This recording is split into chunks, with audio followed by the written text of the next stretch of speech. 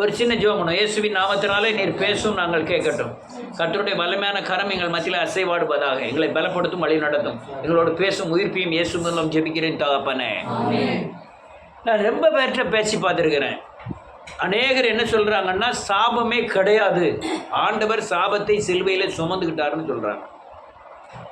ஆனால் சாபத்தின் கிரியைகளாகிய குடும்பம் உடைகிறது, கணவன் மனைவி வாழ்க்கையில் பிரச்சனை, குடியோடி போகுதல், கற்பம் விழுந்து போகுதல், இப்படின்னு பல காரியங்கள் கிறிஸ்துவ குடும்பத்தில் இருக்கிறத பார்க்கிறேன். ஒரு சிலர் என்ன சொல்லாங்க, நான் ஞானசானம் எடுத்தோடனே ரசிக்கப்பட்டவுடனே எல்லாமே மன்னிக்கப்பட்டுட்டு சாபமே கிடையாது அப்படின்னு பேசுகிறாங்க. ஆனால் சத்தியத்தை ஆராய்ந்து பார்க்கும்போது சத்தியம் என்ன சொல்லுதுன்னா, நீ சாபத்தில் இருந்து சிலுவையை விசுவாசித்து பாவத்தை அறிக்கை செய்து சாபத்திலிருந்து விடுதலை ஆனாலும் நீ சரியானபடி தேவனை சேவிக்கவில்லை என்றால் நீ விட்டு வந்த சாபம் உன்னை தொடும். உங்களை திருப்பி அதே சாபம் உங்களை தொடரக்கூடும். அநேகர் பெயிண்டிங் தான் கிறிஸ்தவனை அடிச்சிருக்காங்களே தவிர, பைபிளை தான் சொல்கிறாங்களே தவிர, ஆனால் அவர்கள் சாபத்தின் பிடியிலே பெரிய பெரிய ஊழியர்கள் முதற்கொண்டு அகப்பட்டு சிக்கி தவிக்கிறார்கள். ஆனால் அநேகர் ஆசீர்வாதம் என்பதை இந்த உலக ஆசீர்வாதம், காரு பங்களா, இந்த துட்டுகளை பற்றி தான், பணத்தை வச்சு தான் இது ஆசீர்வாதம் என்று நினைக்கிறார்கள். ஆனால் பைபிள் அப்படி சொல்லவே இல்லை. பைபிளில் என்ன விஷயம்னா, அல்லேலூயா, எனக்கு பணமே இருக்காது, ஆண்டவர் பணம் செய்யாத காரியத்தை அவர் செஞ்சு முடிக்கணும். அதான் ஆசீர்வாதம், ஆவிக்குரிய ஆசீர்வாதம். நீங்கள் பழைய ஏற்பாடு ஆசீர்வாதம் 4000 மாடு இருந்தது, 4000 ஒட்டகங்கள் இருந்தது, எல்லாம் 4000 5000 இருந்தது. நம்ம 100 ஆடு வச்சுருந்தா பெரிய பண்ணையாருங்கிறோம். அவன் யோபுக்கெல்லாம் 4000 ஆடுகள், 4000 ஒட்டகம். அது யார் எத்தனை பேர் விட்டு மேய்ச்சானா, எங்கன மேய்ச்சானா தெரியல. 4000 5000 நினைக்க முடியல.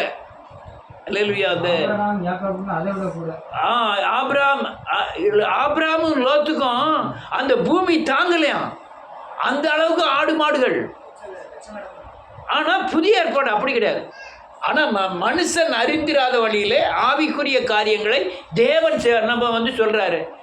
வீடு கட்டணும்னா யோசனை பண்ணல, நானாக கடந்து வீடு கட்டுவார்னு சொல்லி ஜெபம். அது மாதிரி தான் லாரி வாங்கணும்னு சொல்லிக்கிட்டே இருக்கேன். ஆனால் அவங்க விசுவாசிக்கணும். என் புதிய ஏற்பாடு ஆசீர்வாதம் உங்களுக்கு எல்லாம் ரூபாயை சேர்த்து வச்சுக்கிட்டு வீடு கட்டுறதும் இல்லை, ரூபாயை சேர்த்து வச்சுக்கிட்டு லாரி வாங்குறதும் இல்லை. காற்றையும் காண மாட்டீர்கள். இது பழைய ஏற்பாடு ஆசீர்வாதம். ஆனால் புதிய ஏற்பாட்டில் அப்படியே நிறைவேறும். அல்லேலூயா. அது திஷ்டாந்தரமாக என்ன செய்யப்பட்டிருக்கிறது, வைக்கப்பட்டிருக்கிறது. நல்லா புரிஞ்சுக்கணும். நீங்கள் பணத்தை வச்சுக்கிட்டு தான் இந்த காரியத்தை முடிக்கணும், நம்ம ஜெபம் பண்ண வேண்டாம், பணம் வந்தவர் அது இல்லை. இப்போ நான் 2வது வீடு கட்டணுங்க, எவ்வளோ பெரிய ஆசீர்வாதம் தெரியுமா? இவ்வளோத்துக்கு பக்தி கிடையாது, பெரிய நம்மளை மாதிரி பெரிய ஹாய் போய் ஜோபம்லாம் கிடையாது, 5 மணி ஜோபத்துக்கு எந்திக்கிட்டே கிடையாது, 9 மணி ஜோபம் 9 மணி. ஆனால் உள்ள வைராக்கியம் எங்கேருந்து அங்கேருந்து வரணும் சாதனை. இதெல்லாம் என் வைராக்கியம் அதை செய்யும்னு ஆண்டவர் சொன்னார். அல்லேலூயா. நல்லா புரிஞ்சுக்கிடுங்க ஆசீர்வாதம்னா என்னன்னு.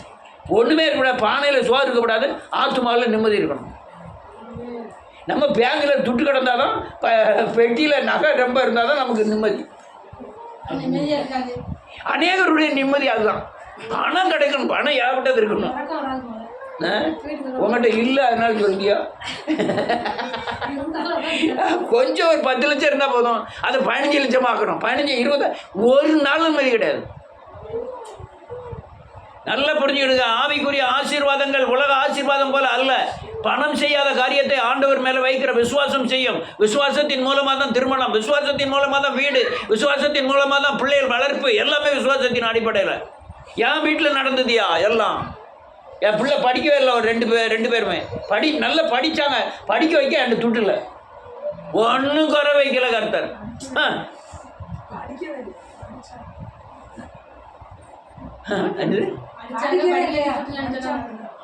அதான் படிப்பு இருந்தது, படிக்க வைக்காட்டு துட்டு இல்லை. நம்ம சர்ச்சைக்கு வந்து ஆளே சொல்லலாம், உனக்கு அந்த நீ கெட்ட காடு குற்றாலம் காலேஜ் தான் சர்ச்சைக்கு வந்து ஆளே சொல்லுது. ஆனால் குறை வைக்கல கர்த்தர், ஒன்றும் குறை வைக்கல. அல்லேலூயா. இது விசுவாசத்தின் அடிப்படையில் சொல்ல. நான் இப்போ வீடு கட்டுவோன்னு சொல்லிட்டு இருக்கேன். University gold medal.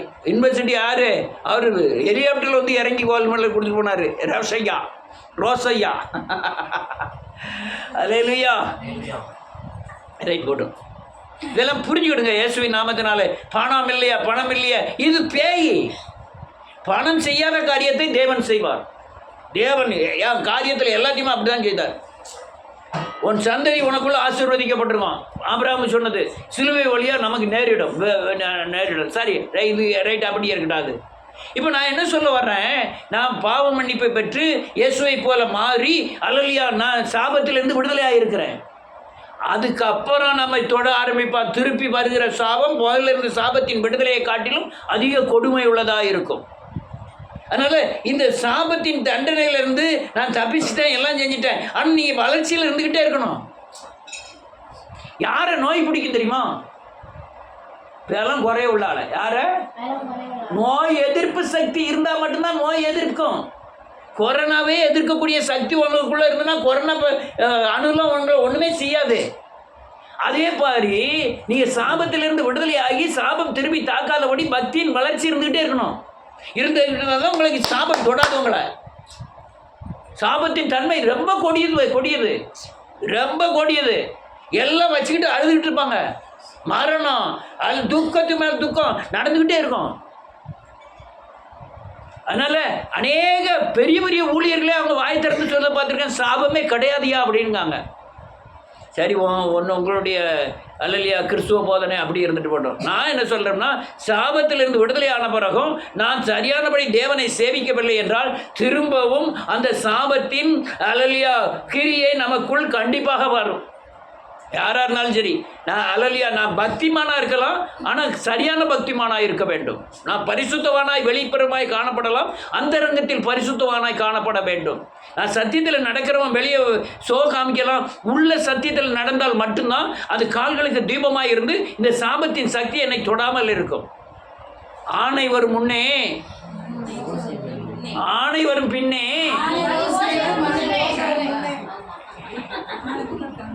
கருவாட்டு நாத்தம் வரும் முன்னே கருவாட்டுக்காரன் வருவான்.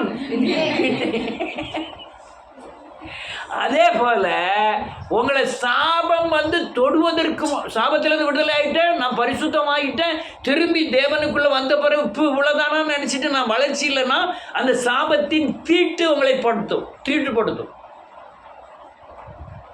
எதுக்கு தெரியுமா? உங்களை சாபத்தினர் உள்ள தண்டனையை நீங்கள் அடையும்படியாய் அவங்களை தீட்டுப்படுத்தும். இது அது நம்ம கற்பகவள்ளி இருந்தது மீரியம், அது கொஞ்ச நாளவே பார்க்க அது விலகிட்டே போகுது. ஆட்டு கூட சேரவே மாட்டேங்குது. ஆட்டு கூட சேரவே மாட்டேங்குது. ஆடு அப்புறம் ஒன்று போல நிற்கி, இந்த ஆடு மாத்திரம் தப்பி போகுது. உடனே கேட்டேன், என்ன அவ என்னைய வாங்க சாப்பிடுங்கன்னு சொல்ல மாட்டேக்காவோ? ஏம்மா இது என்ன கல்யாணம் விட வாங்க உட்காருங்க சாப்பிடுங்கன்னு சொல்லுது. நம்ம பாட்டில் தட்டு எடுக்க வேண்டியதான், சாப்பிட வேண்டியதான், நமக்கு ரெண்டு பேரும் செஞ்சுக்க வேண்டியதான். ஒருத்தருக்கு ஒருத்தர் ஐக்கியமாக இருங்க, நம்மெல்லாம் குடும்பம், அதெல்லாம் சொல்லிட்டு போனேன். அது வேண்டாம் இருப்பா அப்படின்ட்டு போச்சு. நான் இது சரியில்லையேன்னு நினச்சேன். அல்லேலூயா. ஒரு மனிதன் பிறகுவதற்கு முன்பாகவே அவனுடைய கிரியைகள் பல காரியங்கள் அவனுக்கு உள்ள வெளிப்பட்டுக்கிட்டே இருக்கும். நீ இயேசுநாதரை விட்டு விலக போறியா? அல்லேலூயா. ஆராதனையை கட் பண்ணுவேன், ஜெபமை கட் பண்ணுவேன், வேத வாசிப்பை கட் பண்ணுவேன், ஐக்கியத்தை கட் பண்ணுவேன், தேவனை விட்டு கட் பண்ணுவேன். ஆட்டோமேட்டிக்காக உங்களுக்கு சாபம் வந்து இது தீட்டு, சாபத்தின் தீட்டு. அநேகர் அந்த அந்த அந்த என்ன சொல்ல, இந்த போதனையினாலே கெட்டு போனாங்க. நீ பாவத்திலேருந்து விடுதலை ஆகிட்ட, சாபத்திலேருந்து விடுதலை ஆகிட்ட, பிசாசிலேருந்து விடுதலை ஆகிட்ட, அதெல்லாம் உன்னை தொடாது அப்படின்னு அவங்க சொல்ல ஆரம்பிச்சிட்டாங்க. அல்லேலூயா. நல்ல காலுங்க. பிசாசுக்கு பேரு சிங்கம். என்னது? சிங்கம். நீங்க சிங்கத்துக்கிட்ட போய் நின்னுன்னா தாமஸ் என்னை தொடாதுன்னா அதெல்லாம் கேட்காது. அதுக்கு பலம், ஆனால் அதை எதுக்கு பலம் இருந்தால் மட்டும்தான் அது தப்பி போவோம். இல்லைன்னா நம்மளை கொட்டுரும். சிங்கம் என்ன செய்யும்? கடிச்சு பீஸாக ஆக்கிரும்.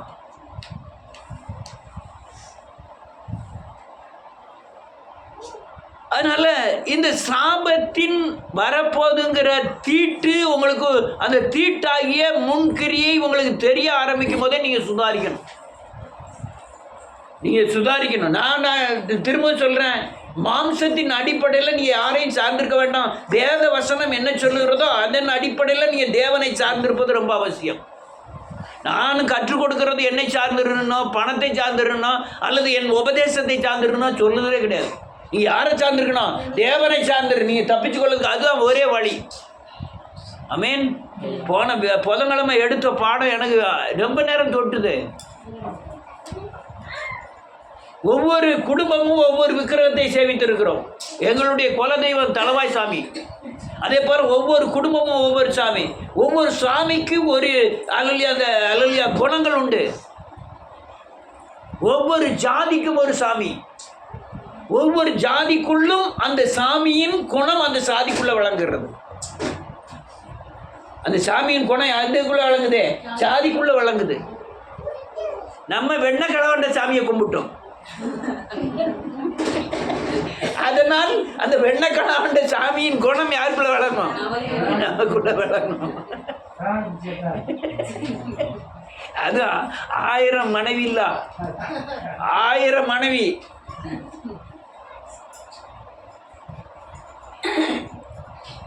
இதை மாதிரி இப்போ ஐயர் இருக்காங்க. நம்ம இந்த எத்தனையோ காரியங்கள் சொன்னேன். இந்த பண்ணி இந்த பலி கொடுப்பார்கள்.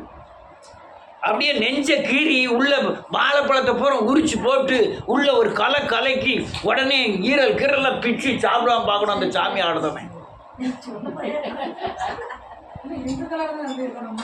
எல்லாரும் இந்துக்காரங்க தானே. பரணேறது தெரியாதா? பரணேறதும் பார்த்தது இல்லையா? பார்க்காதவர்கள், ரைட், ரொம்ப பேர் சொன்ன பார்க்காதவர்கள் ரொம்ப பாக்கியவான்கள். ஏன்னா அந்த சாமியை கும்பிடுதவன் அந்த சாமியை போலவே இருக்கிறான்னு வேற சொல்லுது. இவ்வளவுக்காரு சாமியை போலவே இருக்கான். சாமியை போல வேணா மீச வச்சா இல்லை, அதுக்குள்ள குணங்கள் என்ன இருக்கோ அதே மாதிரி தான் இருக்கான். நீங்கள் கல்கத்தா போனீங்கன்னா முழு எருமை கிடாக்கான ஒரு கம்பில் மரத்தில் கட்டி ஈட்டியை வச்சு குத்தி குத்தி குத்தி கொள்ளுவோம். நான் அலலியா சாமி வரலன்ட்டு நான் தண்ணி அடித்து சாமி ஆடிக்கிட்டு இருக்கேன். எனக்கு மாலை போட்டுருக்கு, மஞ்சள் சேர்த்து விட்டுருக்கு, தார்பாச்சி கட்டியிருக்காங்க, துண்டை இப்படி இடுப்பில் கட்டியிருக்காங்க. நான் பாட்டில் ஆடுனேன். ஆனால் பக்கத்தில் உள்ளவன்ட்ட போய் சொன்னேன், எனக்கு போதை இறங்கிட்டுடா அப்படின்னா, சாமிக்கு பின்னால் வாடா தாரா அப்படின்ட்டு. அங்கே போய் பார்த்தா ஒரு ஒரு பாட்டில் எடுத்து கொடுத்தாங்க. கடற்கரை அடிச்சு அடுத்தா அப்படின்னு ஆடுனேன். எங்களுக்கு எதிரிகளாக இருப்பாங்க, தெருவில் எதிரிகள்லாம் இருப்பாங்கள்ல, இந்த பகை உள்ளவங்களாம் இருப்பாங்க. அவங்களாம் ஏன்ட்ட மொன்னங்கால் போட்டாங்க. நான் சாமின்னு நினச்சிட்டு மொன்னங்கால் போடலாம். எடுத்து திருநாரு நாசமாக போடான். ராத்திரி 1 மணி இருக்கும், ஒரு கம்பை ஊனி இருக்கு, கம்பில் ஊசியாக சீவி விட்டுருக்கு. இந்த ஒரு சேவலை கொண்டு போய் அதில் சொருவி விடாங்க. எனக்கு அது செய்ய மாட்டேன். தண்ணி அடிதான் போதான், அதை செய்ய மாட்டாங்க. ஆனால் அந்த சாமி ஆடுதாம்ல, அவன் செய்தான். அதே மாதிரி தான் அவன் குணமும் என்ன செய்யும் இருக்கும். ஐயன் எங்கேயாவது சாமி ஆடுறத பார்த்துருக்கீங்களா? கிடாய் வெட்டுறத பார்த்துருக்கீங்களா? அவன் சாமி வேற, இவன் சாமி வேற. உங்க தெரு சாமி வேற, எங்க தெரு சாமி வேற, உங்க ஜாதி சாமி வேற.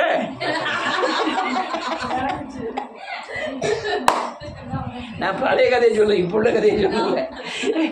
இப்படி சாதிகளுக்கும் அந்த இடத்துக்கும் கிராமத்துக்கும் உள்ள ஜாதிகள் மாறும் பொழுது எந்த சாமியை கும்பிடுறாங்களோ அதே குணங்கள் அந்த சாமி அந்த ஆட்களுக்கு பூரா இருக்கும். அதான் வெட்டிட்டு நடந்து சாப்பிடாங்க. ஒரே ஜாதியா இருந்தாலும் குலதெய்வங்கள் ஒவ்வொரு குடும்பத்துக்கும் வரணும். ஆமா ஆமா. அதே மாதிரி இந்த சாபத்தின் சக்தி ஒரு மனுஷனை தொட்டவுடன் அவனும் வந்து சேர்ந்துருவான். யாரு? பிசாசு இல்ல. நீங்க உங்க குல தெய்வம், நீங்க விட்டு வந்த தெய்வம் எல்லாம் இருக்கோம்ல, அவன் இது கூட வந்து சேர்ந்துக்கிடுவான். ஆமேன். அதனால நீங்க லேசா உங்களுக்கு காய்ச்சல் வரும் பொழுது கால்ரா வந்துடக்கூடாது. அதுக்கு முந்தைய நீங்க சுதாரிக்கணும். நீங்க லேசா மண்டடி வரும்போதே உங்கள் மண்டடி என்ன செய்யணும்? சரி பண்ணணும். அடுத்தால அட்டாக் வரப்போகுதுன்னு அர்த்தம். மண்டடின்னா மண்டடி இல்லை, காய்ச்சல்னா காய்ச்சல் இல்லை. சாபத்தை கொண்டு வருகிற பாபத்தின் சக்தி நம்ம மூலமாக தேவனை விட்டு பிரிக்கிற காரியம் எது நடந்தாலும் நீங்கள் சுதாரிக்கணும். இப்போ 2 நாள் அப்படியே நான் எந்திரிச்சு ஜெபம் பண்ண முடியல, பிரச்சனையே கிடையாது. ஆனால் அது தொடர்ச்சி ஆகக்கூடாது. நான் தேவனை விட்டு பிரிஞ்சு 2 நாள் இருக்கவே கூடாது. கொஞ்ச நேரம் மூச்சு விடாமல் இருப்பான். எவ்வளோ 10 வருஷமாக மூச்சு விட்டுக்கிட்டு ஒரு 2 நாள் மூச்சு எடுக்காமல் இருந்தானா?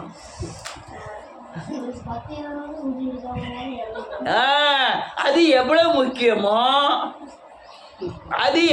முக்கியமோ தேவனோடு ஐக்கியம் வைப்பது முக்கியம். நல்லா புரிஞ்சுக்கிடுங்க. சொல்லுங்க. இந்த அல்லேலூயா, நாசியிலே சுவாசம் எடுப்பது இந்த உயிருக்கு தேவை. தேவனோடு ஐக்கியம் வைப்பது அது ஆத்ம சுவாசம்.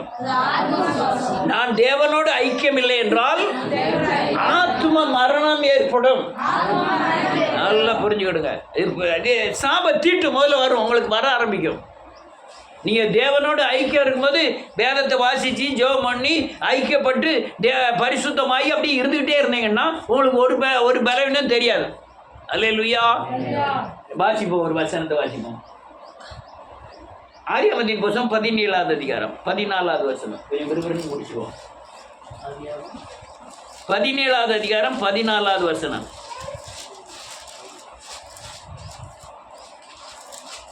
எப்படியோ எல்லாரும் வாசி முடிச்ச பிறகு தான் எடுக்க போறியோ?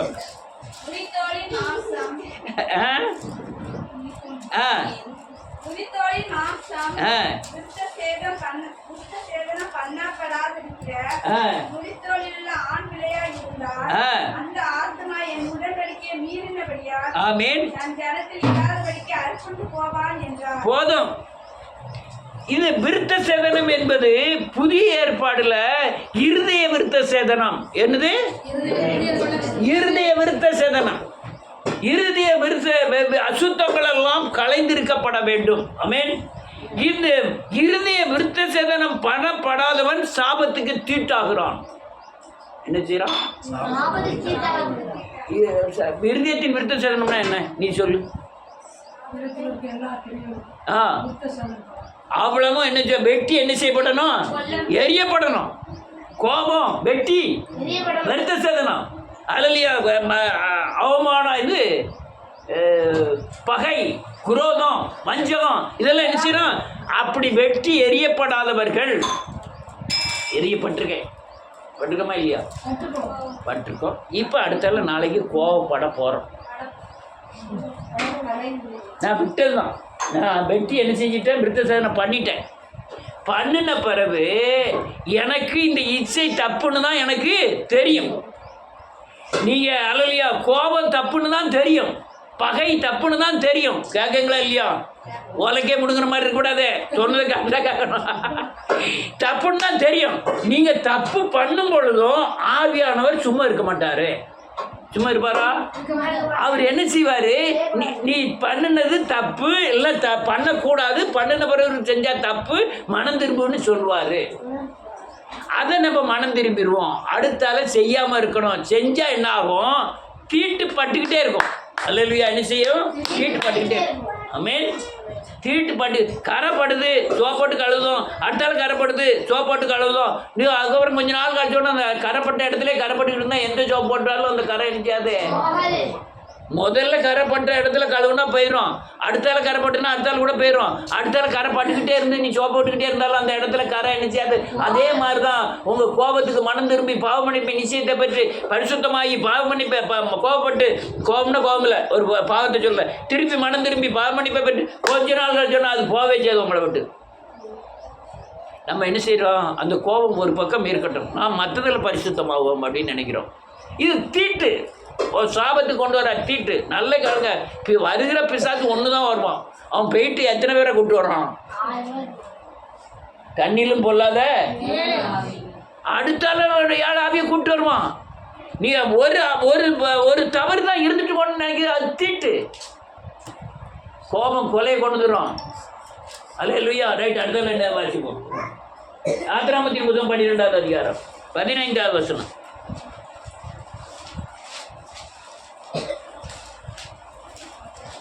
12வது அதிகாரம் 15வது வசனம். ஆ ஆ ஆ ஆ ஆமென். எவனோ ஆமென். போதும். இந்த புதிய ஏற்பாடு வரும் பொழுது இயேசுவை அப்பம் என்று சொல்லுகிறது வேதம். அல்லேலூயா. அடுத்தால வேத வசனத்தை அப்பம் என்று சொல்லுகிறது. நானே வானத்திலிருந்து இறங்கின ஜீவ அப்பம். இது என்னை புசிக்கிறவன் மரித்தாலும் என்ன செய்வான்? பிழைப்பான். அவன் மறியாமலும் இருப்பான். இப்ப என்ன ஆயிட்டு, நான் கர்த்தருடைய பந்தியில கலந்துக்கிட்டேன். ஆனா கர்த்தருடைய பந்தின்னு தெரியாமலே இது பண்ணுன்னு நினைச்சுக்கிட்டேன். நினைக்கிறேன்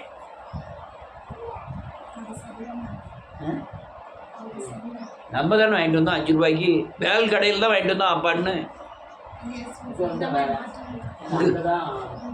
இங்கே வந்து இன்னும் வேற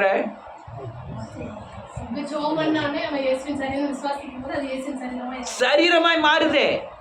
இப்போ என்ன ஆயிட்டு, நான் கர்த்தருடைய பந்தியில் கலந்துக்கிடும் போது பண்ணு தானேன்னு நினைக்கிறேன்.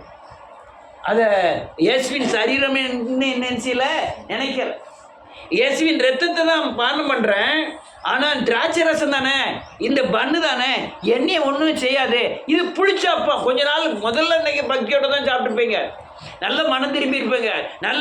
ஆனால் பந்தி கலக்கும் போது, அவர் அப்பத்தை புசிக்கும் போது, அவர் வேத வசனத்தை வாசிக்கும் பொழுது, நீங்கள் நேற்று வாசி வாசனம் தானே, இது சரீரம் இல்லை பண்ணு தானே, இந்த மனம் திரும்புறதுனால என்ன கிடைக்கும் அப்படின்னு அநேகர் நினைக்கிறாங்க. அநேகர் வியாதிப்பட்டிருக்கிறார்கள் சொல்லுது. அது சாபத்தின் தண்டனை.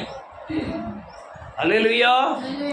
சாபத்தின் தண்டனை, சாபத்தீட்ட பந்திய கர்த்தருடைய பந்தியை அற்பமாக நடப்பான், வேத வசனத்தை அற்பமாக நடப்பான்.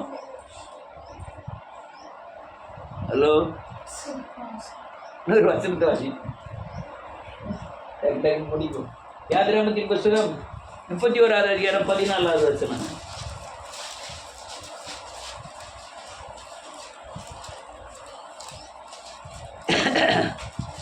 அபிஷேக தைலத்தையும் பரிசுத்த ஸ்தலத்துக்கு சுகந்த வர்க்கங்களாகிய தூப வர்க்கத்தையும் உனக்கு கட்டளையிட்டபடியே அருள் செய்ய வேண்டும் என்றார். ஆகையால் ஓய்வு நாளை ஆசரிப்பீர்களாக, பரிசுத்தமானது. பரிசுத்த குலைச்சலாக்குகிறவன் கொலையுண்ண கடவன். அதிலே எந்த ஆத்மாவும் ஜனத்தின் நடுவில் இராதபடிக்கு அறுப்புண்டு போவான். என்ன சொல்லுது வேதம்? நீங்க பரிசுத்த ஆராதனைக்கு வந்தா சரியானபடி தேவனை ஆராதிக்க வேண்டும். நீ ஆராதிக்கலைன்னா நீங்க ஜனத்திலிருந்து அறுப்புண்டு போகக்கூடிய தீட்டுப்படுவீர்கள். அல்லேலூயா. நம்ம எங்கெல்லாம இருந்து வாரோம். 3 மணி நேரம் வாரத்தில் 3 மணி நேரம் தான் தேவ சமூகத்தில் இருக்கோம். அந்த 3 மணி நேரமும் ஒரு வாரத்துக்குள்ளே பலத்தை வருதான் தேவ சமூகத்தில் இருக்கோம். சரியானபடி ஆராதிக்கணும். முறைமையின்படி ஆராய்ச்சிட்டு இருக்கோம். நம்ம அல்லேலூயா முறைமையின்படி ஆராய்ச்சிட்டு இருக்கோம். நாங்கள் அங்கே பாட்டு படிச்சுக்கிட்டு இருக்கோம். கொட்டுக்கிட்டுலாம் வந்துட்டு அந்த வீட்டம்மா கொட்டு ஜால்ரா இந்த இது தபேலாக்கு பேலாலாம் கொண்டு வந்து வச்சு அடிச்சு பாட்டு படிங்க. நாங்கள் அதை தூர போட்டு எவ்வளோ நாள் ஆகிட்டு. ஏன்னா நான் இந்த இன்னிசை கச்சேரி அதிலெல்லாம் நாங்கள் தேவனை மகிமைப்படுத்துறது அது பழைய ஏற்பாடு. புதிய ஏற்பாடு இங்கே பாட்டு படித்து கொட்டு அடித்து ஆடணும். ஆடி அவங்க பயங்கரமாக ஆடி அது வேத்து பூத்து அதான் ஆராதனைன்னு நினைக்கிறாங்க. அது ஆராதனை இல்லை. ஆனால் டான்ஸ் ஆடுறதுக்கு நல்லா இருக்கும். இப்படி ஆடுதாரு யாரு? இப்படி ஆடுதாரு, நல்லதா இருக்கு. இப்படி ஆடுதாரு. அவர் ஆடினா சில குண்டு குண்டு ஆண்டிலாம் இப்படி ஆடுது. இது ஆராதனை இல்லை. கண்ணை பொத்தி ஆண்டவரே நான் இப்படி தான் ஆண்டவரே ஆண்டவரே இருக்கேன், என்னை ஒரு விசை கழுவி பரிசுத்தமாக்க மாட்டவரே உங்களுடைய இது ஆராதனை. இது பெரிய ஆரவாரம் கிடையாது, ஆர்ப்பரிப்பு கிடையாது, பெரிய இதெல்லாம் கிடையாது. இது உணர்வின் அடிப்படையில் உள்ள வேலை செய்யும், அது வெளியே வேலை செய்யும். மாம்சத்தின் வேலை வேணுமா, உள்ள வேலை வேணுமா? ஆத்மா உள்ளான மனுஷன் தான் வேலை வேணும். உணர்வின்படி தான் வாழணும். முழு ஆத்மாவோடு, முழு பலத்தோடு, ஆவியோடு, கருத்தோடு, உண்மையோடு நாம் ஆராதிக்க வேண்டும். புதிய ஏற்பாடு சொல்லுது. பழைய ஏற்பாடு தான் 10 நரம்பு வீணைகளோடு, கீத வாத்தியங்களோடு அவரை ஆராதிக்கணும். புதிய ஏற்பாடு அப்படி அல்ல. இதெல்லாம் சொன்னால் ஒருத்தரும் ஏற்றுக்கிட மாட்டாங்க. பைபிளில் இருக்கிறதா ஏன் சொல்கிறேன். புதிய ஏற்பாட்டில் இப்படி தான் ஆராதனை. பழைய ஏற்பாட்டிலலாம் பெரிய பாடல் பாடி ஆடு ஏசுநாதரை போய் ஆராதனை நடத்தினார். எத்தனை இடத்துல பிரசங்கம் பண்ணார். எங்கேயா நின்று ஆடுன்னு ஆடி பாட்டெல்லாம் படிக்க செஞ்சார். இல்லை பவுல் எங்கேயாவது ஆடுன்னு பாட்டு படித்தார். பழைய ஏற்பாடெல்லாம் நின்று போச்சு. ஆசாராஜா பாட்டு படிக்கிறதுக்குன்னு 80,000 பேர் வச்சுருந்தானோ அப்படின்னு வேதம் சொல்லுது. அதனால் அது பழைய ஏற்பாடு. புதிய ஏற்பாடு ஆராதனை இப்படி ஆடல் பாடலாம் கிடையாது. அல்லையா, கீதம் பாட்டு படிக்கலாம். ஆனால் அது உணர்வின் அடிப்படையில் இருக்கணுமே தவிர சரீர கிளர்ச்சியாக இருக்கக்கூடாது தான் சத்தியம். அப்படி ஆராதிக்கிறவர்கள் தீட்டுப்படுவார்கள். 100 வசனத்தை வாசி அடுத்த கட்டத்துக்கு போவோம். இயேசு நாமத்தினாலே நன்றியோடு கூட துதிக்கிறேன். ரைட்டு. என்னாமத்தின் புஸ்தகம் 15வது அதிகாரம் 30-31.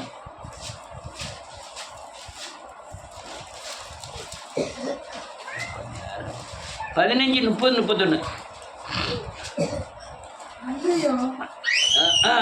இல்லை சரிலாம்.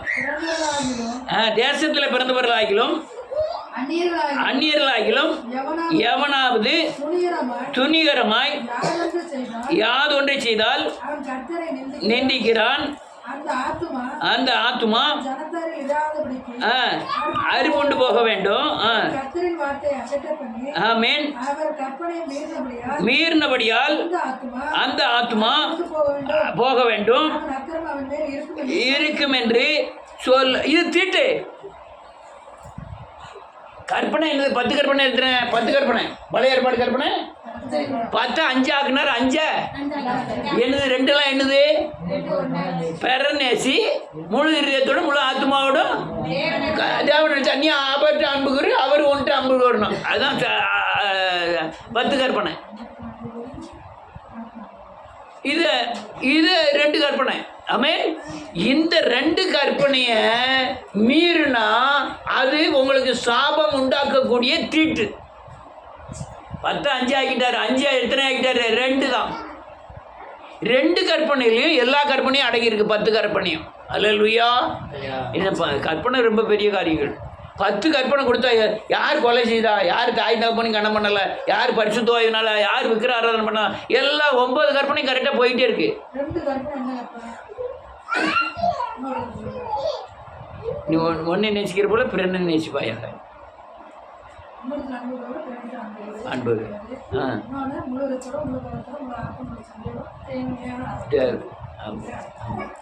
நான் இப்போ என்ன சொல்ல வந்தேன்னு எனக்கு போயிட்டுது. இது 9 கற்பனை கரெக்டாக போகுது. என்னது? கொலை செய்யாதிருப்பா, கொலை செஞ்சுட்டா இருக்கும். ஓய்வு நாளில் கரெக்டாக ஆச்சரிக்கை தான் செய்தான். மற்றெல்லாம் கரெக்டாக ஓடிக்கிட்டே இருக்குது. 10வது கற்பனை வரும்போது போட்டார் பார்க்கணும். அடுத்தவன் மனைவியாவது அவனுக்கு கொண்டு யாதொன்றையும். இது 9 கற்பனைக்கு உள்ள ஒரு கற்பனையில் அடங்கும். சாப தீட்டு வருவதற்கு உண்டான ஒரே கற்பனை தான் 10வது கற்பனை. மற்றெல்லாம் வெளியே உள்ளது. இது எங்க உள்ளது? உள்ளது, அந்தரங்கத்தில் உள்ளது. இதுல நீ சரியா இருக்கணும்னு சொல்லுது. அல்லேலூயா.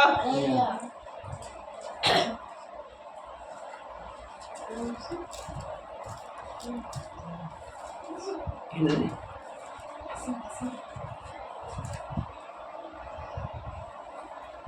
சாபத்தின் தீட்டு. ரைட். இது இன்னொரு வசனம் சொல்லி 19 20 21. என்ன 19 20 21 உள்ள ஆளு வாங்கிட்டாங்களா? ஒன்றும் வாங்கிக்கல. 20 21.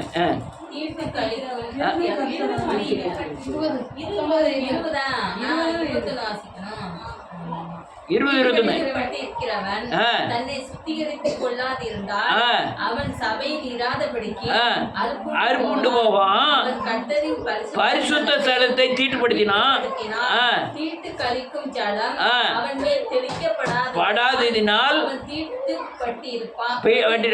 ஆமென். தீட்டு கழிக்கும் ஜலத்தை தெளிக்கிறவனும் தன் வஸ்திரங்களை துவைக்க கடவன். தீட்டு கழிக்கும் ஜலத்தை ஆமென். சாயங்காலம் மட்டும் தீட்டுப்பட்டிருப்பான். வஸ்திரம்னா என்னது? ஜலம்னா அபிஷேகம், வஸ்திரம்னா பரிசுத்த வஸ்திரம். பரிசுத்த வஸ்திரத்தை தீட்டுப்படுத்துகிறவன் தீட்டு உள்ளவனாக இருப்பான். அப்போ பரிசுத்த குலைச்சல் ஆகிறவன் எப்படி இருப்பான்? தீட்டு உள்ளவனாக இருப்பான். நீ இன்னைக்கு பரிசுத்த குலைச்சல், நாளைக்கு பரிசுத்த குலைச்சல், நாளைக்கு கழிச்சு பரிசுத்த குலைச்சல் ஆனீங்கன்னா அது உங்களை சாபத்துக்கு கொண்டாடுனா ஆகிக்கணும்.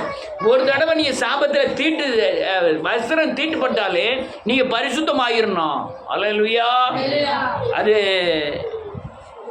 இன்னொரு வசனத்தை வாசி முடிப்பேன். இயேசு நாமத்தினால் எல்லாம் சோர்ந்து போயிட்டே. எபிரேயரின் புத்தகம் 9வது அதிகாரம் 11, 12, 13, 14. எபிரேயர் 9. கிறிஸ்துவானவர் வரப்போகிற நன்மைகளுக்குரிய பிரதான ஆசாரியராய் வெளிப்பட்டு கையினால் செய்யப்பட்டதாகிய எல்லாரும் எடுத்துட்டீங்களா? 9வது அதிகாரம் 11, 12, 13, 14. 305வது பக்கம். கிறிஸ்துவானவர் வரப்போகிற நன்மைகளுக்குரிய பிரதான ஆசாரியராய் வெளிப்பட்டு செய்யப்பட்டதாகிய இந்த சிருஷ்டி ஆமென் ஆமென் ஆமென் கிறிஸ்துவானவர் பிரதான ஆசாரியராய் வெளிப்பட்டிருக்கிறார். நல்லா கவனிக்க, நான் முடிக்க போகிறேன். நீங்கள் கேட்குறது சரியில்லை, அதனால டக்குன்னு முடிக்க போகிறேன். அதில் கிறிஸ்துவானவர் எதுக்கு ஆசாரியராக இருக்க போகிறாரு?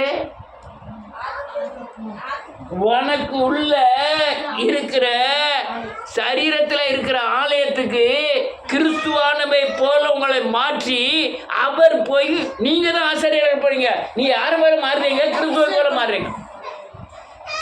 நீ யாரை போய் மாறுறீங்க? இதெல்லாம் ரொம்ப கூர்ந்து கவனிச்சாதான் புரியும். இது தேவாலயத்தில் பிதாவாகிய தேவன் கர்த்தராகிய இயேசு கிறிஸ்து விட்டிருக்கிறார். நீங்கள் பாவ மன்னிப்பு நிச்சயத்தப்பட்டோன்னே கிறிஸ்து உங்களுக்குள்ளே வர்றார். கிறிஸ்து போய் நேர ஆலயத்தில் போய் இருக்கிற போகிறதில்ல, உங்களை இயேசுவை போல மாற்றி அவர் நம்ம தான் ஆசாரியனாக இருக்க போகிறோம். ரைட். அடுத்தல என்ன இருக்கு? சிருஷ்டி சம்பந்தமான கூடாரத்தின் வழியாக அல்ல, பெரிதும் உத்தமமான கூடாரத்தின் வழி. இது என்ன? எதுல செய்யப்பட்ட சரீரம்? கூடாரம். சிருஷ்டி என்ன செஞ்சிருக்க? சிருஷ்டினா படைப்புன்னு அர்த்தம். என்னை படைச்சிருக்கிற அந்த கூடாரத்தின் வழியாக அல்ல. உள்ள ஆலயத்துக்கு அமைக்க பார்ப்போம். அது சிருஷ்டி கிடையாது. அது என்ன கிடையாது? இது என்னது? இது என்னது? மரம், செடி, இதெல்லாம் சிருஷ்டிக்கப்பட்டது. அந்த கூடாரம் அல்ல, இது ஆவிக்குரிய கூடாரம். ரைட். கூடாரத்தின் வழியாக அல்ல, பெரிதும் உத்தமமான கூடாரத்தின் வழியாக. ரைட். அடுத்தல அல்ல, சொந்த இரத்தத்தினாலும் பிரவேசித்து அவர் வேதம் சொல்லுது. வெள்ளாட்டு காலையெல்லாம் பழைய ஏற்பாட்டில் செலுத்தினாங்க. நானே பலியாகி இந்த இரத்தத்தை கொண்டுட்டு, இரத்தம்ல பலி, இந்த பலியை கொண்டுட்டு பிதாவினிடத்தில் போய் அவர் என்னத்தை உண்டாக்கியிருக்கிறார்? நெதம் மீட்பை உண்டாக்கியிருக்கிறார். என்னது நித்திய மீட்பா? என்ன அர்த்தம்? நெதம் மீட்பு. நெதம் புதுப்பிக்கப்படணும். ஆமென். நெதம் தீட்டுப்படுதும். நெதம் தீட்டுப்படுதுமா இல்லையா? அப்போ நெதம் என்ன செய்ய வேண்டியிருக்கு? புதுப்பி. சரி, இன்னைக்கு தீட்டுப்பட்டோம், இன்னைக்கு புதுப்பிக்கப்படலை, நாளைக்கு என்ன செய்யணும்? டபுள் ஆயிரும். வட்டிக்கு வாங்கும்போது அப்படிதான். இங்கே வட்டி வாங்கி அங்கே கொடுப்பான், அங்கே வட்டி வாங்கி இங்கே கொடுப்பான். கடைசியில் மொத்தமாக ஒரே ஆள்கிட்ட வந்து சேர்ந்துடும். வாங்கினது 100 ரூபா தான் வட்டி வாங்கியிருப்பான். அங்கே கடைசியில் பார்த்தா 10,000 ரூபா கட்ட வேண்டியது வைக்கணும்.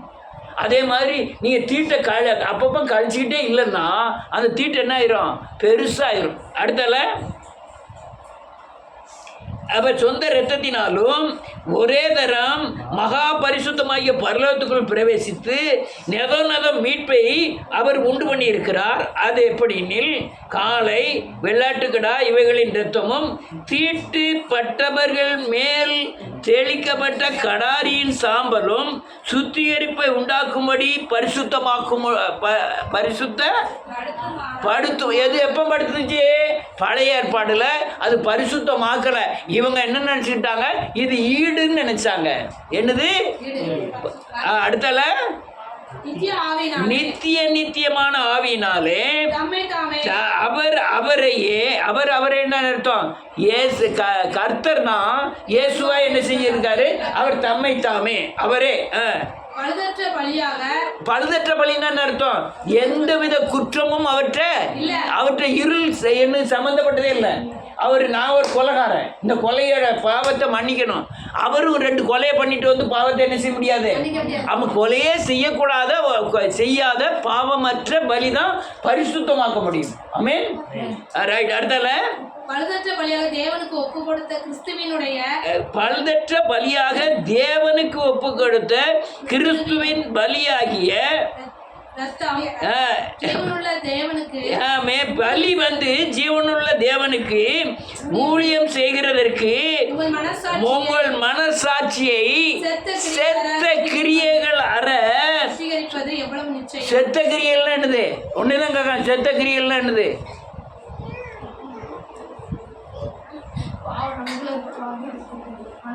பரிசுத்தம்ல உயிர் உள்ளது. பரிசுத்தம் என்ன உள்ளது? அது பரலோகம் வரை போய் நிற்கும். ஆனா பாவம் எங்க போய் நிற்கும்? பாதாளம் தான். அது என்ன கிரியை? செத்த கிரியைகளை சுத்திகரிப்பதனால் சுத்தமாக்குவது அதிகமான நிச்சயம். அதனால தீட்டு படும்போதே நீங்க எச்சரிக்கை ஆகலைன்னா அது சாபத்தீட்டாய் முடியும். அதனால தீட்டு லேசா இல்லையா ஒரு தவறு வரும்போதே டக்குன்னு சுத்திகரிப்பதுக்கு உண்டான வழிகளை பார்க்கணும். ஏதாவது எந்த முயற்சியாவது எடுக்கணும். நீங்கள் முயற்சி எடுக்கிறதுல பூரா பரிசுத்த ஆவியானவர் உங்களோடு கூட இருப்பார். அதனால் உங்களை பலப்படுத்துவார். அதனால் கடைசி நாட்களில் தீட்டு படும்போதே எச்சரிக்கை இல்லைன்னா சாபத்தீட்டு படும்போதே எச்சரிக்கை இல்லைன்னா அது சாபமாய் மாறி அது தண்டனைக்கு உட்படும். கர்த்தர் உங்களை ஆசீர்வதிப்பாராக.